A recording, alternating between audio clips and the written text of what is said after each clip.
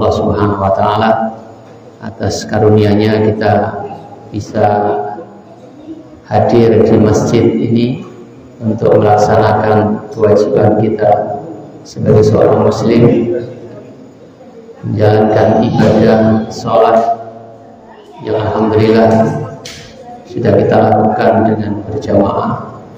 Semoga kita mendapatkan keutamaan sholat jamaah kita dan juga keutamaan langkah-langkah kita dari rumah menuju ke masjid ini dan juga nanti kembalinya. Dan demikian pula kita bisa meneruskan dengan mengawali mengadakan kajian keluarga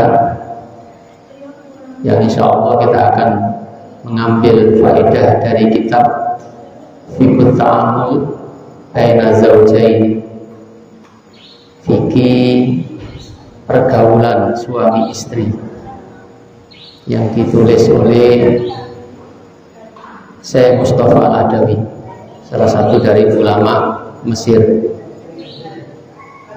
Kita bersyukur kepada Allah Subhanahu wa taala yang meringankan langkah-langkah kita bisa berkumpul untuk mengkaji ilmu agama yang terkait dengan fikih hubungan suami dan istri. Bagi yang sudah punya istri atau punya suami, mudah-mudahan ini bisa menjadi tambahan ilmu untuk memperbaiki rumah tangganya. Bagi yang belum punya istri atau belum punya suami, ini bisa sebagai bekal untuk rumah tangga, karena semuanya itu ada ilmunya, semuanya ada fikihnya, ada syariatnya, dan itu yang harus kita pelajari. Yang belum punya suami, belum punya istri, ini sebagai bekal untuk rumah tangga ke depannya. Jadi al-ilmu qabla al-qaul wal amal, berilmu sebelum beramal. Jadi ngilmuni dulu tentang rumah tangga sebelum melangkah menuju ke rumah dan tangga. Bapak, ibu-ibu dan saudara sekalian rahimani wa rahimakumullah, insyaallah pada apa yang ada pada kitab ini kita bisa mengambil faedah kurang lebihnya. Bagi suami, di sana ada nasihat-nasihat, ada petunjuk-petunjuk dari Nabi SAW bagaimana membina sebuah rumah tangga, bagaimana menghadapi istri yang ngambekan, bagaimana harus bersabar menghadapi kondisi istri yang kadang-kadang tidak stabil, menghadapi kecemburuan yang berat dan lain sebagainya. Di samping keteladanan dari Nabi SAW. Dan demikian pula bagi istri, insya Allah ada ilmu dari petunjuk Nabi SAW, wasiat wejangan dari Nabi SAW, bagaimana menjadi istri yang soleha, bagaimana menjadi istri yang bisa mengantarkan dirinya masuk dalam surga Allah Subhanahu wa taala dengan bermuamalah yang baik sesuai dengan tuntunan agama ini, yang dapat kita ambil faedahnya dari kitab ini insyaallah. Ya, bagaimana membersamai suami dalam keadaan suka maupun duka, dalam keadaan fakir, kekurangan, dalam keadaan pulang-pulang membawa beban permasalahan di pundaknya. Nah, insyaallah kita akan mendapatkan solusinya. Selain juga bisa kita dapatkan bagaimana kisah-kisah tentang kesabaran Nabi SAW mendengar cerita dari istrinya. Nabi SAW pernah mendengar Aisyah itu bercerita tentang 11 orang wanita yang mereka masing-masing menceritakan tentang suaminya masing-masing. Rasulullah sabar mendengarkannya, dan Rasulullah SAW mengomentari, aku dan kamu seperti Abu dan Uzara tadi. Demikian pula bagi istri seolah akan mendapatkan faedah dengan kisah yang ada di dalamnya. Di antaranya adalah bagaimana kesabaran ketabahan seorang istri ketika menghadapi duka ditinggal mati anaknya, anak yang disayanginya, dan dia bisa tampil menjadi bidadari di saat suaminya yang bersamaan, di saat suaminya datang dari bepergian, sehingga malam itu menjadi malam seperti malam pertama, hingga suaminya kaget setelah diberitahu anaknya meninggal dunia dan mengadukan kepada Nabi Shallallahu Alaihi Wasallam. Ketabahan seorang wanita, kesabaran dan semangatnya dalam menuntut ilmu, hingga ketika dilamar oleh seorang laki-laki, maharnya adalah keislamannya. Dialah Ummu Sulaim bin Malhan, ibunda Anas bin Malik, yang Nabi SAW mengatakan, aku diperlihatkan di surga istrinya Abu Talha atas kesabaran dalam membersamai suami dan menyenangkan suaminya dalam berbagai misi dan lain sebagainya. Insya Allah akan kita dapatkan faedah itu dari kitab ini, kitab kecil ini, dan bisa di download, sudah kita share tadi di grup, atau bisa dicetak menjadi buku. Namun kita tidak akan membacakannya karena akan memakan waktu, tidak seperti di pondok. Tapi kita akan secara garis besar saja kita ambil faedahnya. Poin pertama adalah bahwasanya suami itu adalah pemimpin wanita. Ini harus diketahui. Jadi segala sesuatu yang berkumpul di dalamnya pasti ada pemimpinnya, pasti ada yang dituakan, pasti ada yang didengar omongannya. Dalam rumah tangga pun demikian. Karena tidaklah akan menjadi baik sebuah sekelompok orang atau sekelompok jamaah atau apa jika tidak ada pemimpinnya. Oleh karena itulah di dalam agama kita Islam ini, walaupun 3 orang dalam safar disuruh menunjuk salah satunya menjadi pemimpin. Dan di dalam rumah tangga ada suami, ada istri, ada anak-anak gitu. Maka tentu saja lebih dibutuhkan kepada kepemimpinan. Dan kepemimpinan itu ada di pundak suami. Yang mengangkatnya adalah Allah Subhanahu wa Ta'ala. Ini yang harus diketahui oleh para ummahat, para istri, ya. Bahwasanya di dalam rumah tangga yang dijalaninya itu ada yang namanya pemimpin. Dan pemimpin itu yang milik Allah Subhanahu wa Ta'ala. Ya, itu adalah pilihan Allah Subhanahu wa Ta'ala, di mana Allah Subhanahu wa Ta'ala berfirman, Ar-rijalu qawwamuna 'alan nisa. Laki-laki itu adalah pemimpin bagi para wanita. Dalam lengkapnya adalah ar-rijalu qawwamuna 'alan nisa'i bima faddalallahu ba'dahum 'ala ba'din wa bima anfaqu min amwalihim. Laki-laki itu adalah pemimpin bagi para wanita karena sebab Allah Subhanahu wa Ta'ala telah lebihkan di antara sebagiannya laki-laki itu dan sebagian pada sebagian mereka, yaitu perempuan. Wa bima anfaqu min amwalihim, dan dengan sebab mereka para suami itu memberikan nafkah dari sebagian harta mereka. Jadi yang yang memberikan mandat kepemimpinan, yang memilih dia jadi pemimpin itu adalah Allah Subhanahu wa Ta'ala. Jadi para suami tanggung jawabnya itu kepada Allah. Kalau kepada manusia saja begitu kita takutnya dimintai pertanggungjawaban, bagaimana kalau Allah Subhanahu wa Ta'ala yang memberikan mandat itu, yang kita harus meminta yang kita diminta untuk mempertanggungjawabkannya. Jadi jangan diktator ya, jangan mentang-mentang ya, mentang-mentang karena dipilih oleh Allah Subhanahu wa Ta'ala sendiri yang memilih dia jadi pemimpinnya, ya, lalu kemudian semena-mena. Ingat, di balik itu ada tanggung jawab yang harus kita bertanggung jawabkan. Ujungnya tambah tanggung jawab ini. Ayo. Gitu, tambah gede tambah jauh. Jadi mandat kepemimpinan ini Allah sendiri yang menunjuk dengan firman ini. Ar-rijalu qawwamuna 'alan nisa. Laki-laki itu adalah pemimpin bagi para wanita.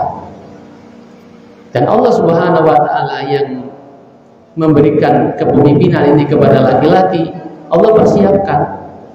Allah berikan bekal kepada laki-laki yang tidak ada pada wanita. Di antaranya adalah kekuatan. Kekuatan laki-laki lebih kuat dibandingkan wanita. Secara fisik laki-laki lebih kuat daripada wanita. Tapi laki-laki yang cepat mati, loh itu siji urusan. Ya, yo laki-laki yang mati ya dibandingkan perempuan. Antara si bodoh dan rondonya sing rondo gitu. Laki-laki yang mati. Bahwa kan laki-laki ini ditinggal mati bojone biasanya cepat mati. Nekan dan cepat kawin. Iya betul. Ya biasa sakit-sakitan, bisa ngurus kan terus. Jadi Allah Subhanahu wa taala lebihkan laki-laki atas perempuan. Ini sebabnya Allah bekali dia kelebihan, di antaranya adalah kelebihan fisik. Ya kelebihan fisik. Tapi Allah perempuan-perempuan yang lebih kuat daripada laki-laki, suami ini kalah. Soalnya bojone gede, sing lanang cilik. Nah, itu kasuistik. Tapi secara umum laki-laki itu lebih kuat fisiknya daripada perempuan. Makanya sing gotong-gotong itu yo laki-laki. Ya sak kuat-kuatnya perempuan kalau ono tinju ditandingno laki-laki dengan perempuan. Kesebelasan sepak bola laki-laki lawan kesebelasan perempuan ya. Jadi secara umum, secara fisik laki-laki itu lebih kuat daripada wanita. Ini adalah kelebihan yang Allah Subhanahu wa taala lebihkan sebagiannya pada sebagiannya. Selain itu adalah kelebihan akal. Ya, kelebihan akal dibandingkan perempuan. Laki-laki akalnya lebih dibandingkan perempuan. Kalau perempuan perasaannya yang lebih. Ketika menghadapi satu masalah, laki-laki akan lebih sabar, lebih tabah dibandingkan perempuan. Ini secara umum loh ya, bukan kasuistik. Jadi laki-laki yang dipikirkan kenapa ini terjadi, bagaimana solusinya. Tapi kalau perempuan ketika menghadapi masalah, perasaannya sing dominan nangis dhisik, terus nyala noleh liyane, gara-gara ini, gara-gara ini. Jadi laki-laki secara akal lebih dibandingkan perempuan. Dan demikian pula Allah Subhanahu wa taala lebihkan laki-laki dalam kepemimpinan. Ya, kepemimpinan khususnya kepemimpinan kenabian. Nabi itu tidak ada yang perempuan. Ya Allah milih nabi-nabi itu laki-laki, rasul-rasul itu laki-laki. Demikian pula khalifah itu adalah laki-laki. Selain itu juga bahwasanya laki-laki itu jika menjadi saksi bandingannya laki-laki 1, perempuan 2. Jadi laki-laki itu misalnya membutuhkan 2 saksi, maka laki-laki 2 orang, tapi perempuan 4 orang, atau 2 orang perempuan, laki-laki 1. Karena yang dibutuhkan 2 saksi. Jadi secara persaksian kesaksian laki-laki itu berbanding dengan perempuan, dan demikian pula masalah waris. Bagian waris laki-laki lebih besar daripada bagian anak perempuan. 1 banding 2. Kenapa demikian? Ya tidak disebutkan oleh Allah Subhanahu wa taala, tetapi kita mengetahui karena laki-laki itu punya tanggung jawab berikan nafkah. Seorang wanita di dalam Islam itu kalau dia masih anak-anak, tanggung jawabnya orang tuanya, tanggung jawabnya bapaknya. Jika bapaknya tidak ada, saudara laki-lakinya. Kalau saudara laki-lakinya mungkin pamannya. Kalau saudaranya laki-laki masih kecil, pamannya, pakdenya, pakliknya. Ini wanita. Kalau dia sudah menikah, maka dia tanggung jawab suaminya sebenarnya. Ya, tanggung jawab suaminya. Kalau dia mungkin suaminya meninggal dunia, maka tanggung jawabnya kepada anak laki-lakinya atau kepada saudara laki-lakinya. atau kepada pamannya atau kakeknya.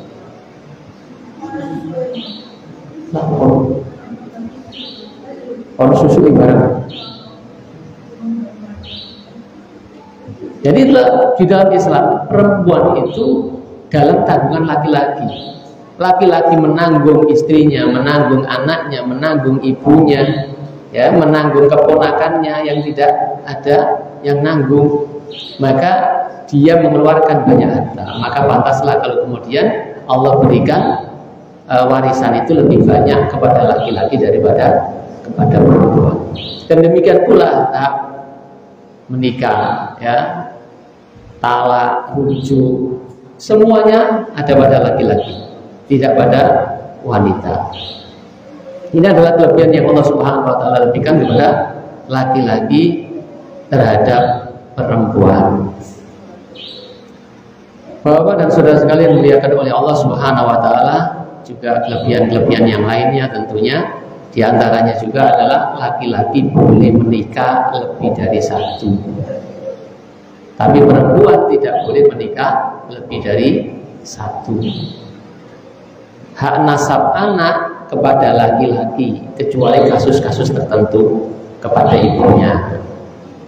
Jadi hak nasab anak diberikan kepada bapaknya, bukan kepada ibunya.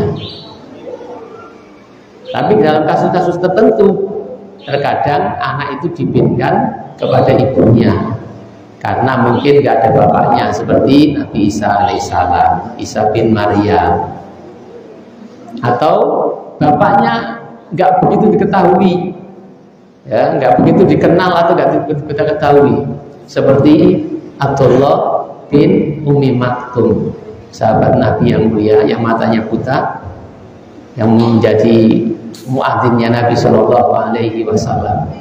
Itu diberikan ibunya, Abdullah bin Ummi Maktum. Ini kasus-kasus kasuistik lah, tapi secara umum hak nasab itu kepada laki-laki. Bapak-bapak, ibu-ibu dan saudara sekalian muliakan oleh Allah Subhanahu wa taala. Jadi ini yang harus diketahui oleh para suami dan para istri, bahwasanya Allah Subhanahu wa taala telah tetapkan kepemimpinan itu pada laki-laki dengan perangkat-perangkat yang Allah Subhanahu wa taala siapkan, di antaranya dua perkara tadi, ya, yaitu dua perkara tadi. Allah menjadikan laki-laki lebih daripada perempuan, dan yang kedua adalah disebabkan karena laki-laki yang menanggung perempuan. Jadi sejak laki-laki itu mengambil, ya, terjadi ijab kabul pernikahan dengan seorang wanita, maka sepenuhnya wanita itu adalah tanggung jawab laki-laki. Maka laki-laki yang harus mempersiapkan sandang, pangan, papan, panggonan. Itu adalah kewajiban suami. Ketika dia sudah mengambil putrinya seorang, ya, berarti sudah dia berani tanggung jawab. Tanggung jawab memberikan makan, minum, memberikan tempat, memberikan sandangan, gitu ya, perlindungan, pendidikan dan sebagainya. Itu juga tanggung jawab suaminya. Ya, kalau hanya memberikan makan, sandang, pangan, papan, panggonan mungkin sebagian enteng itu. Tapi yang sering kita lupakan itu adalah memberikan pendidikan, tanggung jawab mendidik istri agar bersama-sama bisa masuk surga, agar selamat dari neraka. Ini yang sering kita lupakan. Ketika status suami itu sudah ada di pundak kita, maka Allah katakan ku anfusakum wa ahlikum nar. Selamatkan dirimu dan keluargamu dari api neraka. Berarti suami itu punya tanggung jawab apa? Menjaga keluarganya, selamat dunia, selamat akhirat. Dan untuk bisa selamat itu, ya harus memenuhi kewajibannya. Selamat dari kelaparan, ya harus dikasih makan istrinya. Selamat dari kepanasan, kedinginan, ya harus dikasih pakaian, dikasih tempat tinggal, Bahkan ketika seorang laki-laki menceraikan istrinya, dia harus tetap memberikan nafkah selama masa iddah. Ya, nafkah lahir selama masa iddah harus dia kasih. Tempat tinggal juga harus dia kasih. Sampai betul-betul putus. Ini tanggung jawab laki-laki. Selain tadi itu, yang penting adalah selamat di akhirat kelak dari api neraka. Nah, untuk bisa selamat semua ada jalannya, semua ada ilmunya. Bagaimana supaya sejahtera di dunia ada ilmunya. Bagaimana supaya sejahtera kelak di akhirat juga ada ilmunya. Dan ilmu itu wajib untuk dipelajari. Makanya belajar di dalam Islam itu tidak selesai di bangku sekolah. Apalagi ada banyak permasalahan yang tidak diajarkan di bangku sekolah. Belajar di dalam Islam itu sampai mati. Minal mahdi ilal lahdi. Dari buayan ibumu sampai liang lahat, sampai nggak bisa belajar lagi. Bahkan ketika mau mati saja diajari dengan ditalkin. Ya, dengan ditalkin. Qul la ilaha illallah, ucapkanlah la ilaha illallah. Dituntun supaya diajari. Jadi Bapak-bapak, Ibu, saudara sekalian muliakan oleh Allah Subhanahu wa taala, sekali lagi saya tekankan, inilah pentingnya kenapa kita mengaji ini, karena kita prihatin dengan keadaan rumah tangga kita. Insya Allah secara materi, memberi makan, minum istri, pakaian sandang sudah semuanya, insya Allah sudah semua. Tapi yang tidak kalah penting, dan ini malah penting, adalah menyelamatkan istri itu dan keluarga dan anak dari api neraka. Dan itu ada ilmunya. Bagaimana dia bisa menyelamatkan keluarganya kalau dia sendiri nggak ngerti jalannya selamat? Maka dia harus berilmu. Selain itu juga bahwasanya mendidik istri itu lebih sulit daripada mendidik istrinya orang lain. Mendidik istrinya sendiri itu lebih sulit daripada mendidik istri orang lain. Kata istri juga begitu. Nuturi bojo, nuturi wong lanang suamiku wangel megilan. Ngandeli dituturi bumi. Ya, makanya ngaji, kenapa ngajinya di sini? Karena di sini bisa bisa ajak istrinya. Dan juga bisa memberikan lingkungan kepada anak-anak dengan lingkungan yang baik, lingkungan kajian, lingkungan di masjid, gitu. Agar anak-anak kita terbiasa dengan masjid, dengan lingkungan ngaji. Ya. Inilah kenapa kita pilih tempat di sini, karena di rumah tidak memungkinkan ada istri. Jadi Bapak-bapak, Ibu-ibu dan Bapak Ibu dan saudara sekalian muliakan oleh Allah Subhanahu wa taala. Jadi ini garis besar poin yang bisa kita sampaikan terkait poin pertama. Ya, poin pertama tentang kepemimpinan seorang laki-laki. Dan kepemimpinan ini ya harus ditaati. Ya, tidaklah ada pemimpin kecuali harus ditaati. Apa artinya sebuah pemimpin jika tidak ditaati? Ada sebuah ungkapan dalam suatu pergerakan.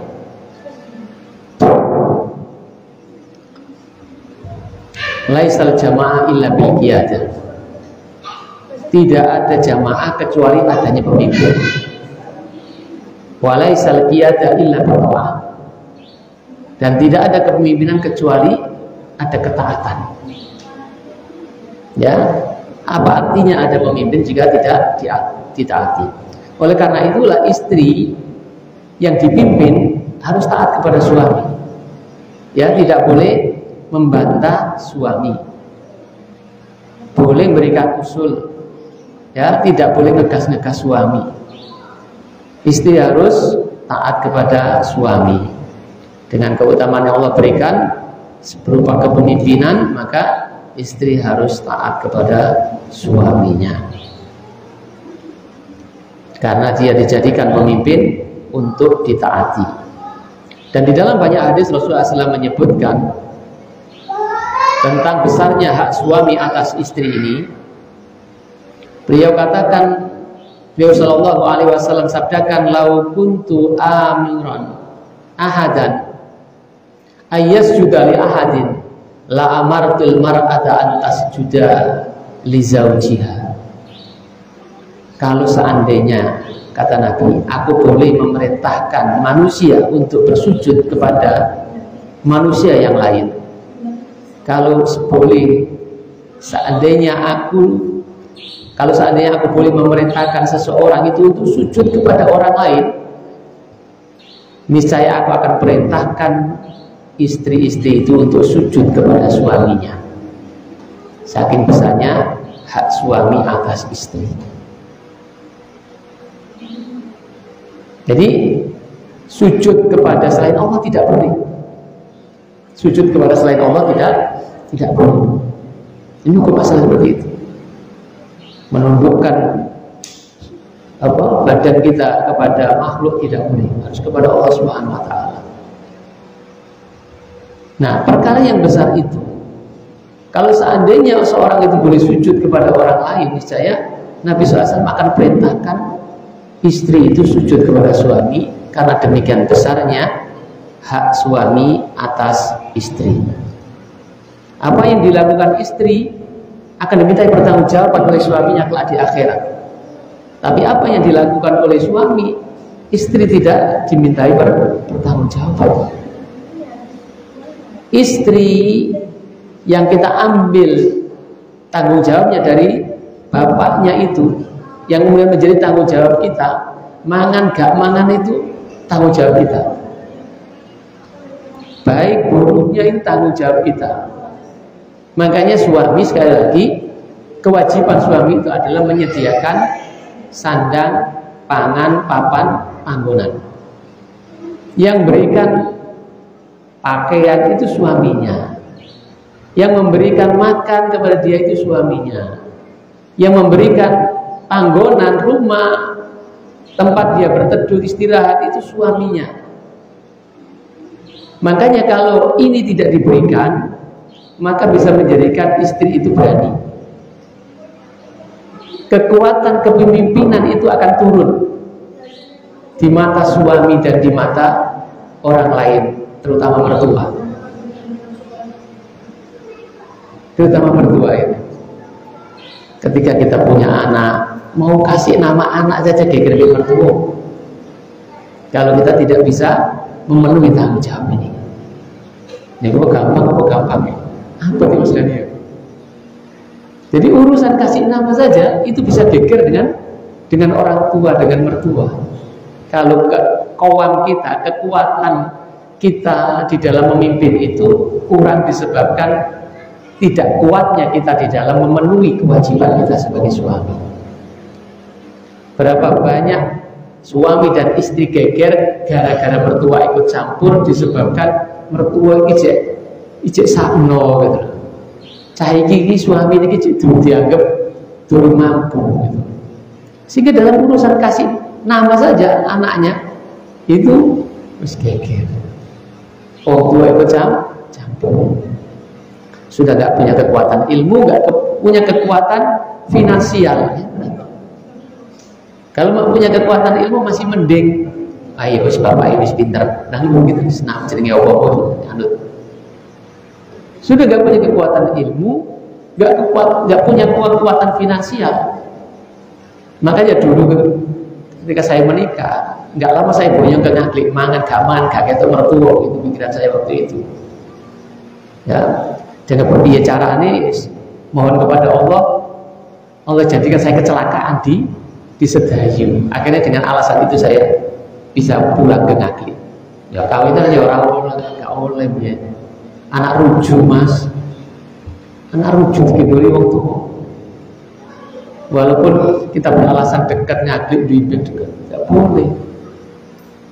Makanya kita nggak punya kekuatan daya pun minta kepada Allah. Allah jadikan kecelakaan di Sedayu, pulau di jembatan. Coklat tulangnya pak, jadi pengorbanan gowana ibu gitu. Di rumah sakit baru saya bilang sama mertua gitu, ya bu, ngapunten gitu. Biji belajar mantu tenaklik, yang boten mira-miri.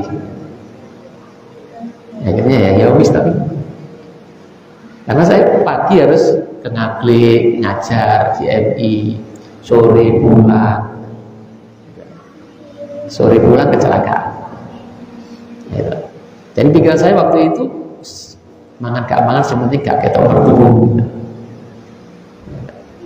Ya alhamdulillah sampai mertua gak ada juga gak ngerti nih anaknya mangan gak mangan itu. Alhamdulillah mangan gitu. Gak ada gak mangan. Jadi kelemahan secara ilmu, secara finansial, apalagi apa-apa masih dari orang tua, dari mertua, itu akan mengurangi kekuatan di dalam memimpin rumah tangga yang betul. Ya. Kalau kita masih ditanggung orang tua, ya orang tua yang masih menganggap kita belum berani ngeculot, gak tega ya. Walaupun kita sudah punya istri itu gak tega kadang-kadang. Karena apa-apa masih ditanggung orang tua. Apalagi kalau yang nanggung mertua, malah gitu. Ya malah sampai urusan jenenge anak baik iso geger. Bahkan kadang-kadang bapaknya dikandani, anaknya diganti Maimunah.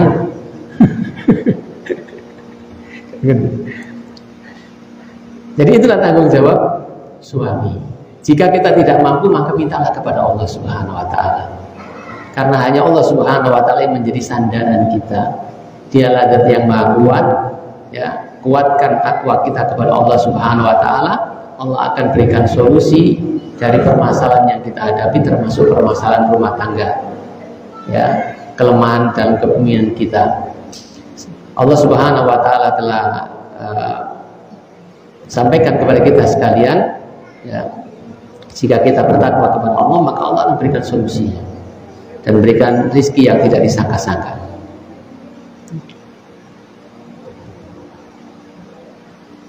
Jadi wa yarzuqhu min haitsu la yahtasib.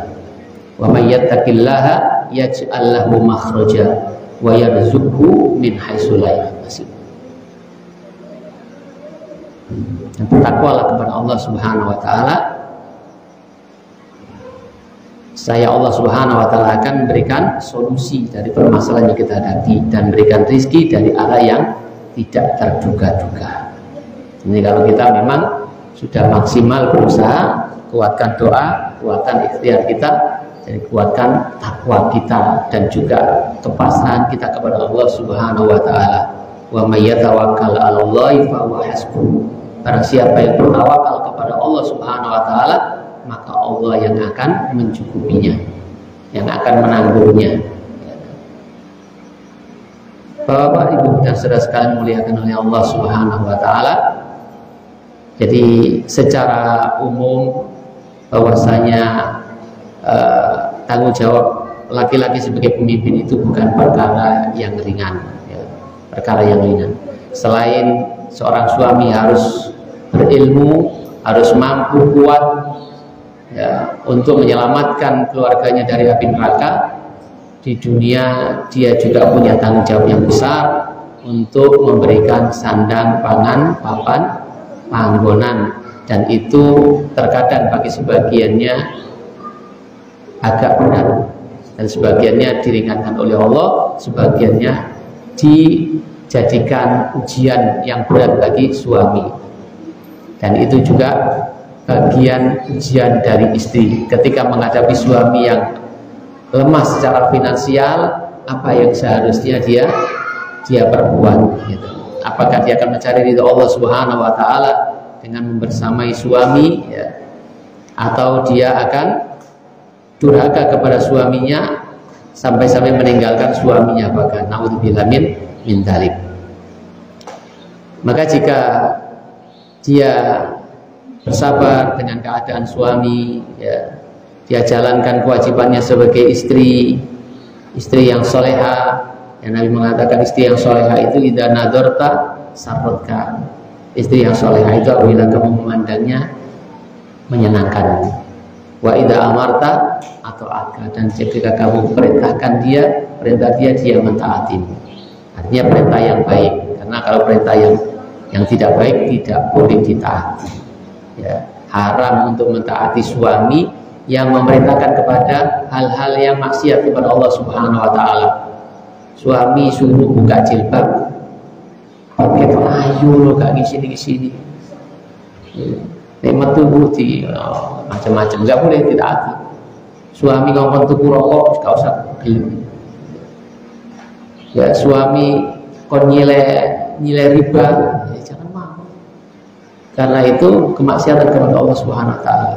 La ta'ata li makhluqin fi maksiatil khaliq.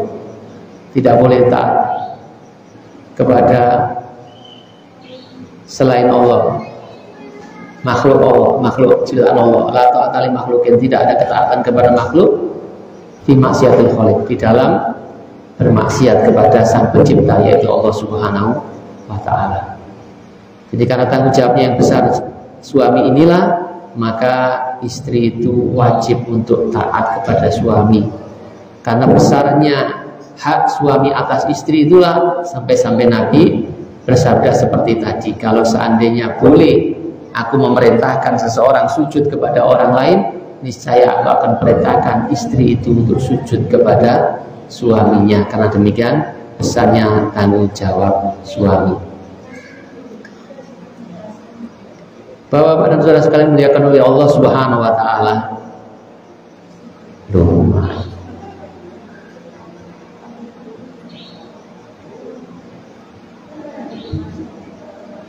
Termasuk kita singgung tadi bahwasanya kepemimpinan suami itu juga laki-laki terhadap wanita, di antaranya adalah Allah Subhanahu wa taala lebihkan tentang menikahkan anaknya, itu juga haknya suami, bukan haknya istri. Seringkali istri itu gak gelem ngalah dengan suaminya soal menikahkan anak.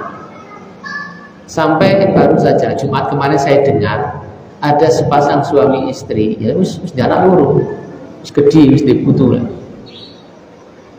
Salah satunya adalah menantunya itu pemain bola nasional, gak usah bola ini. Itu bercerai ya gara-gara yang menikahkan anaknya.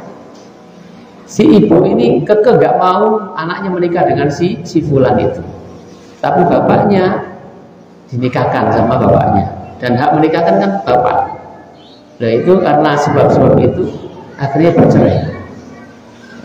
Jadi istri ini nggak mau kalah gitu, mau ngambil peran suami, padahal hak menikahkan itu adalah suami, Ini adalah hak laki-laki, bukan istri.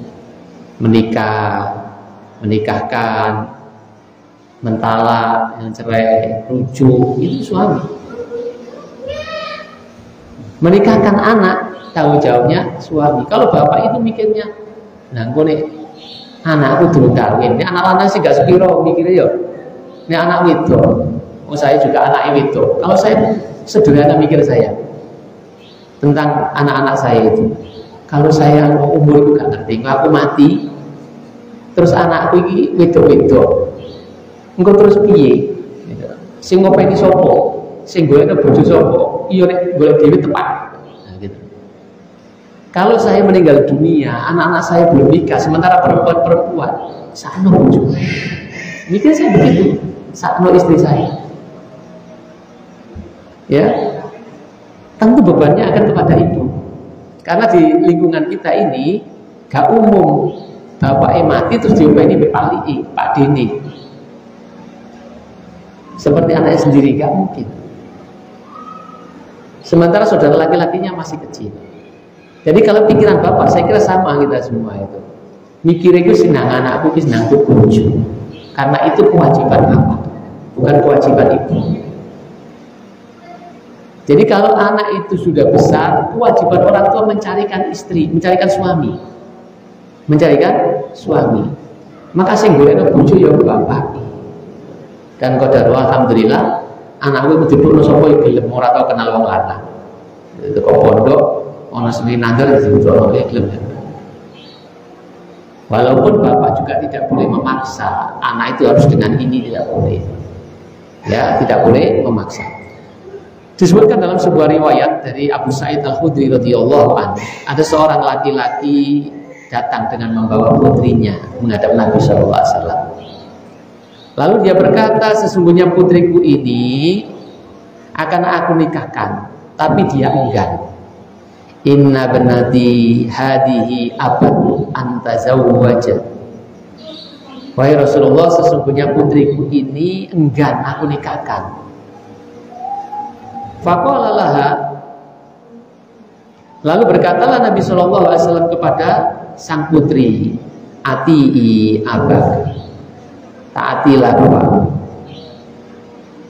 Lalu si putri ini berkata, ndak. Sampai panjenengan menika mengkabarkan apa hak suami atas istrinya. Jadi kata anaknya ini ketika disuruh Nabi SAW, taatilah suami bapakmu, maulah kamu dinikahkan dengan seorang laki-laki. Dia katakan, la hatta tuhbironi ma haqqu zauji ala zaujatihi, sampai engkau wahai Rasulullah memberitahukan aku apa hak suami atas istrinya. Lalu Nabi SAW mengatakan, hak suami atas istrinya itu kalau seandainya suaminya itu bocor kepalanya, berdarah gitu secara umum, itu berdarah, lalu dia bersihkan, dia jilati, dan seterusnya. Lalu kata si wanita ini, demi Allah, demi yang diriku, demi yang telah mengutusmu dengan membawa kebenaran, aku tidak mau menikah selama-lamanya. Lalu Nabi SAW berkata kepada bapaknya, jangan kalian menikahkan kecuali dengan izinnya. La tankihuhunna illa biidnihinna. Janganlah kalian menikahkan putri-putri kalian kecuali dengan izinnya. Jadi tidak boleh dipaksa.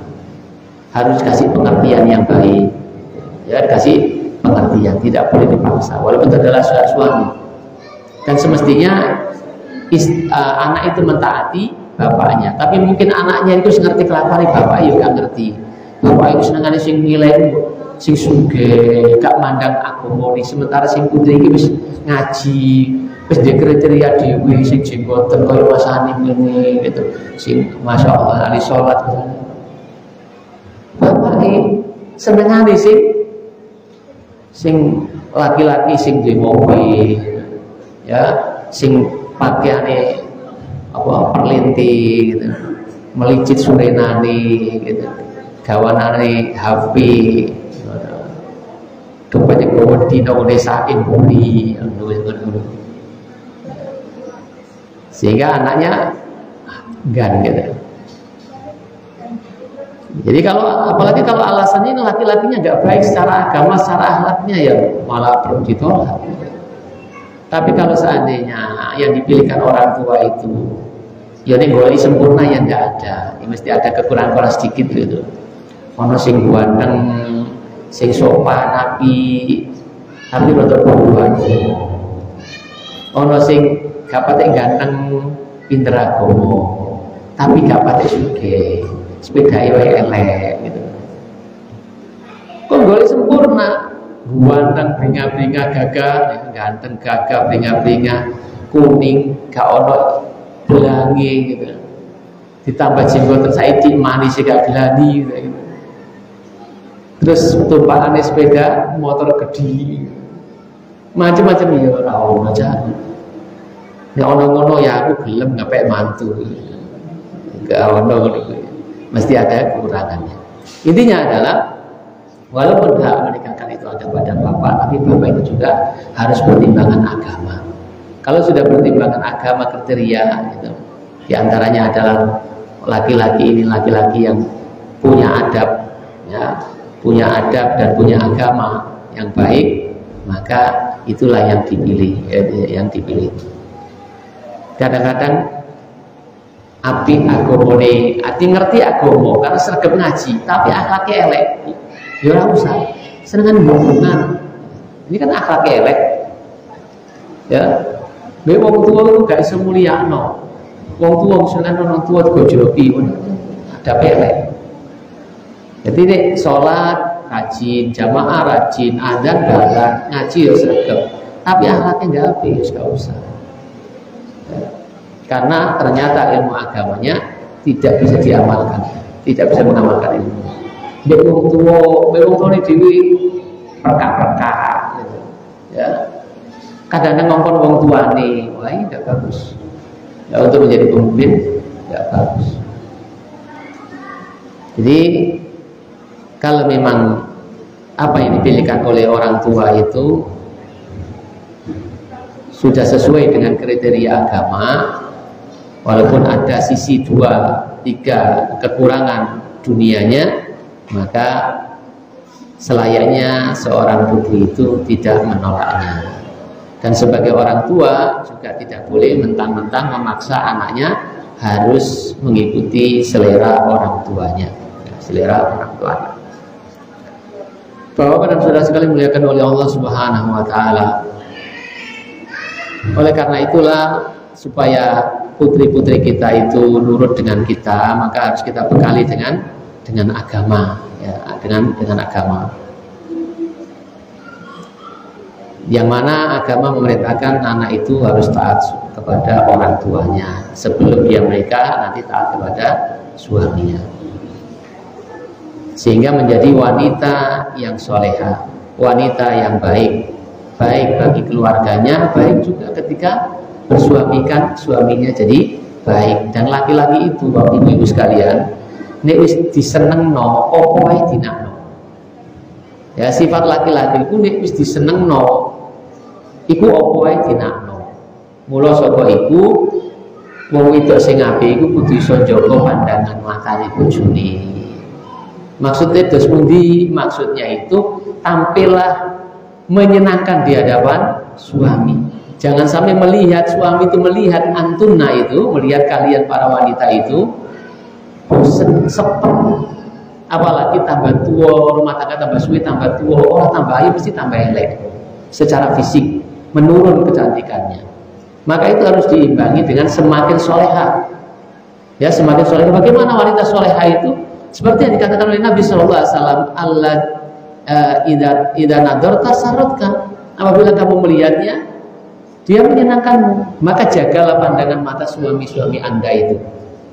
Jangan sampai melihat pada diri Anda itu sesuatu yang tidak menyenangkan, baik dari pakaian ataupun ucapan, baik dari sikap ataupun gaya polesan rambut dan sebagainya. No omah itu orang memanis-manisi gitu. Mbek bojo iku ngomong ra ono senyume belas. Tapi nek mbek kancane iso guyu lepas gitu. Ini kan nggak menyenangkan dalam pandangan suami. Sementara di luar itu masya Allah wanita banyak. Bukan hanya di luar, di HP juga wanita itu masya Allah menggoda sekarang. Delok bojone omah.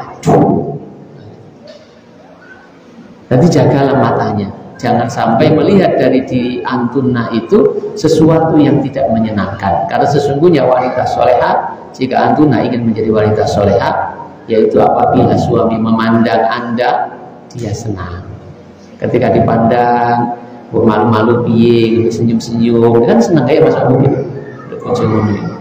Awak pegel-pegel, jahit, mulai, bojone disambut, digawak notasi, dirangkul, dicium tangannya, masya Allah, Mas Adi seneng, pegel-pegel hilang kabeh. Ngono betul. Boleh gak tuh ngono betul. Teko-teko dulu jamane kok wis teko lha apa wae gaya panan iki lho betul-betul wis. Piye iki bojone? Ya, pegel nang gunung, pegel nang gorong, pegel nang sawah. Ya. Becak oleh penumpang mulai-mulai malah delokno mbek bojone. Wong lanang apanan iki yamin kok wis mulai. Wong lanang iki gak nduk dijono wae iki. Apa gak jatuh nama apa kayak Gus. Jadi nggak menyenangkan sekali, nggak disambut, ya kayak naweta, kayak nawiye, paling nggak itu senyum lah, paling nggak itu senyum. Senyummu kepada suamimu itu adalah kebahagiaan untuk rumah tangga bersama. Senyummu kepada suamimu itu akan menghilangkan rasa penatnya, rasa bosannya, rasa capeknya, dan itu akan berimbas kebaikannya padamu. Bojalo apa itu kayak gini. Kang bojo pesen senang. Jaga matanya, jaga perutnya, jangan sampai lapar. Sediakan selalu makanan di rumah. Kalau nggak punya duit, jaluk bojo. Ya jaluk bojo. Ojo menang-menangnya utang tonggone gak kondo bojone. Gak bagus ini. Karena Anda itu adalah tanggung jawab suami. Ya apa iki ya kondo bojo. Ojo utang mbek tonggone, utang mbek dulure, utang mbek wong tuane gak kondo bojone. Bojone nang dalan ditake izin jatuh nama hamba sebagai suami. Ya. Oh, mana kadek nake rekak-rekak. Ya. Jadi apa mana kadek nilai-nilai bang titil, waduh, bunga riba.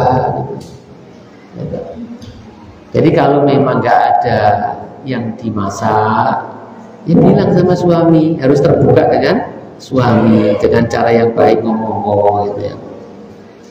Ya ngomong minta duit apa untuk ini dan jangan boros gitu. Jaga perutnya, pulang-pulang itu jangan sampai dia lapar, penuhi perutnya, perut ke bawah. Nah, termasuk yang di bawahnya juga harus dijaga. Ini malah kebutuhan yang sangat urgen bagi laki-laki. Mungkin bagi perempuan ngono ae jual aja lu ae, tapi bagi laki-laki itu penting itu. Ya, pekerjaan-pekerjaan yang berat-berat itu bisa selesai dengan selesai itu. Tapi kalau satu itu nggak selesai, lainnya itu bisa berantakan. Saya yakin panjenengan itu mesti tahu aku ibu Juni gara-gara itu. Iya orang, mesti tahu. Temenan ini mesti gara-gara itu. Karena faktor antara perempuan dengan laki-laki itu beda. Perempuan itu nggak begitu. Masalah-masalah itu tidak begitu. Tapi kalau laki-laki, wah itu kebutuhan primer. Ya, kebutuhan primer. Makanya seringkali kita mendengar wanita itu adalah urusan rumah tangga, ikut doa aja dipikir. Maka nih suami itu boleh nikah lebih dari satu, karena itunya lebih besar daripada perempuan. Urusan itu lebih besar daripada perempuan. Ketika hasratnya itu muncul, benar-benar panas. Itu kalau nggak dikeluarkan, ya meledak. Kalau itu nggak dipenuhi, gitu. Iso masalah-masalah liane merembet-rembet jadi perkara kabeh. Cuma kabeh. Itu laki-laki ya begitu. Tapi untuk menghadapi laki-laki ya gampang, wis nang DKI, gitu. Nyok, gitu. Ya, nyoh, cerita singkatnya begitu, nyoh gitu. Beres, insyaallah. Makanya wanita itu tidak boleh menolak. Kalau suaminya kata Nabi Shallallahu Alaihi Wasallam menolak, maka malaikat itu akan melaknatnya sampai pagi. Idza da'a ar-rajulu imra'atahu ila firashihi fa'abat antaji'a la'anat hal malaikatu hatta tusbiha. Nabi SAW bersabda, apabila seorang laki-laki, maksudnya suami itu mengajak istrinya ke tempat tidur, artinya mengajak jima, mengajak berhubungan badan, fa'abat, lalu istrinya itu enggan, istrinya itu menolak, antaji'a, menolak, enggan untuk mendatangi suaminya yang mengajak itu, la'anat hal malaikatu, malaikat melaknat. Sungguh malaikat Allah Subhanahu wa taala melaknat wanita itu, istri itu, hatta tusbiha, sampai pagi. Kalau suaminya belum ridho, ya sampai pagi.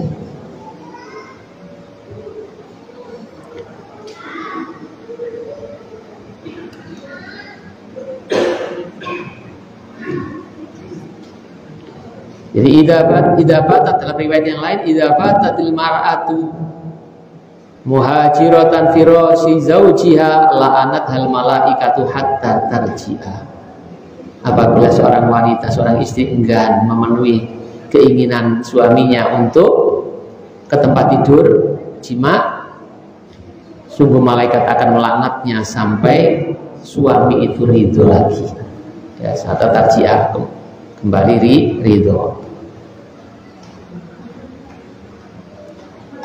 Bapak-bapak dan saudara sekalian dimuliakan oleh Allah Subhanahu wa taala, ini bukan sebuah paksaan. Kok enak jadi laki-laki? Kok enak jadi laki-laki? Wanita enggak, kalau nolak laki-laki dosa murah. Ya, kalau istrinya mengajak dan laki-lakinya mampu tapi enggan, ya berdosa dia. Karena itu adalah kewajiban dia memberikan nafkah. Ya. Kadang-kadang suami itu nggak berselera dengan istri, mungkin disebabkan istri sendiri atau memang disebabkan oleh si suami sendiri terlalu sering melihat wanita-wanita cantik di luaran atau punya selingkuhan sehingga tidak berselera dengan istrinya, sehingga tidak memenuhi kewajibannya memberikan nafkah batin kepada istrinya. Dia berdosa suaminya.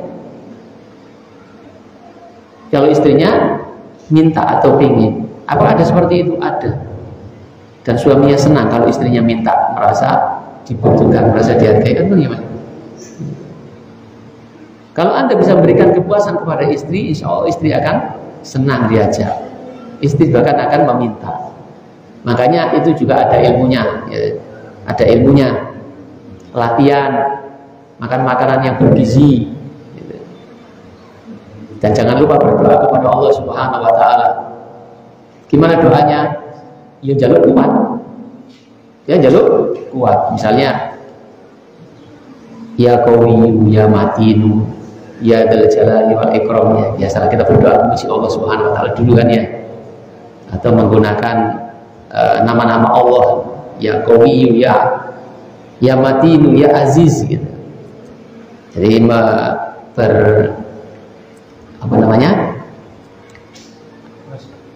bertawasul dengan nama Allah atau sifat Allah sebelum kita sampaikan hajat kita. Qaumi dzakari fa inna fiha sa'adatul li ahli. Apa lagi? Allahumma qaumi dzakari fa inna fiha sa'adatul li ahli. Kok lancar teman, kata itu amal gitu. Ya Allah, kuatkanlah zakarku, karena sesungguhnya pada kekuatan itu ada kebahagiaan bagi istriku. Kita berdoa kepada Allah, minta apa saja kepada Allah Subhanahu wa taala. Allah Maha mampu untuk memberikan apa yang kita minta. Allah tidak pernah mungkin mengecewakan kita. Kalau belum dikabulkan berarti ada yang konslet dari sikap kita kepada Allah Subhanahu wa taala. Jadi suami diciptakan oleh Allah Subhanahu wa taala punya kekuatan fisik. Rawatlah kekuatan fisik itu dengan olahraga. Ya, termasuk yang terkait dengan memberikan nafkah yang menjadi kewajiban besar bagi suami. Memberikan nafkah lahir, juga memberikan nafkah batin. Ini bukan perkara yang tabu, ini harus diketahui. Ya, karena Nabi Shallallahu Alaihi Wasallam juga mempunyai istri dan istrinya bahkan lebih dari satu. Dan disebutkan dalam sebuah riwayat bahwa Nabi Shallallahu Alaihi Wasallam itu pernah menggilir istri-istrinya. Semalam itu menggilir istri-istrinya. Dan ini pembahasannya bukan pembahasan masalah itunya, tapi pembahasan dalam pembahasan yang kita bahas kemarin di Masjid Mubarak itu tentang fikun nisa, pembahasan tentang mandi. Tentang mandi, Nabi Shallallahu Alaihi Wasallam setelah menggilir istrinya mandi. Dalam riwayat yang lain, kalau ingin tanduk atau ingin main lagi, sunahnya berwudu. Itu dasarnya seperti itu.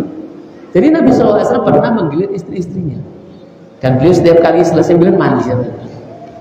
Itu kalau bukan orang kuat mana bisa? Ya, mana bisa? Paling kayak Mas Wito kan jelas. Sedina suami langsung turun mulai kayak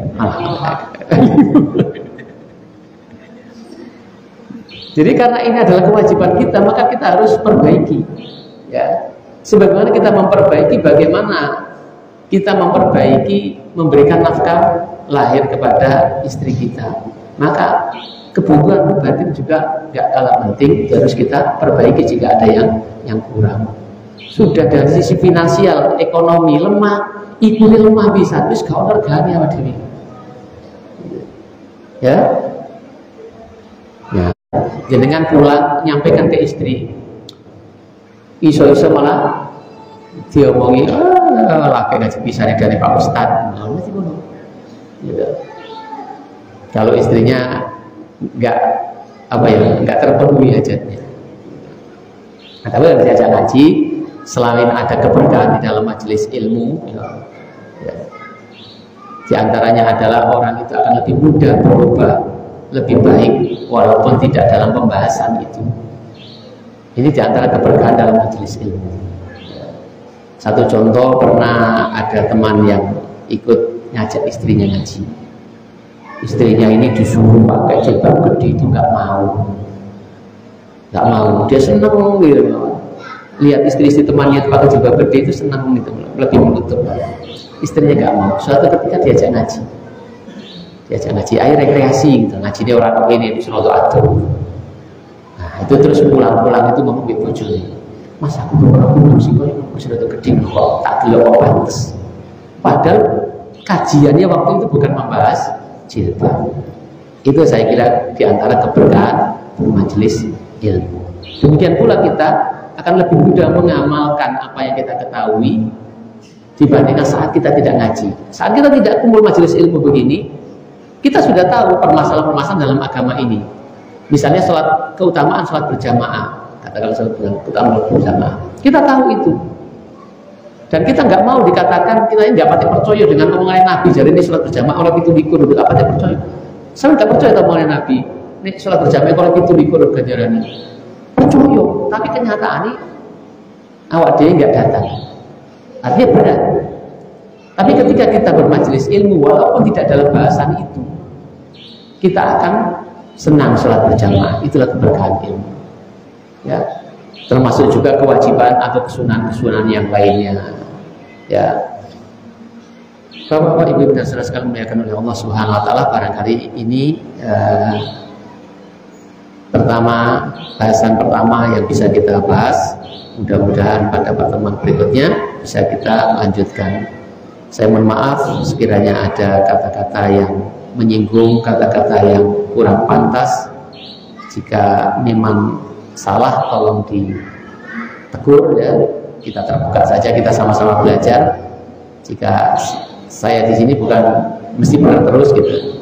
Jika mungkin ada yang keliru, ada yang lupa, diingatkan nanti ketika berdoa. Subhanakallahumma wa bihamdika asyhadu an la ilaha illa anta astaghfiruka wa atubu ilaik. Assalamualaikum warahmatullahi wabarakatuh.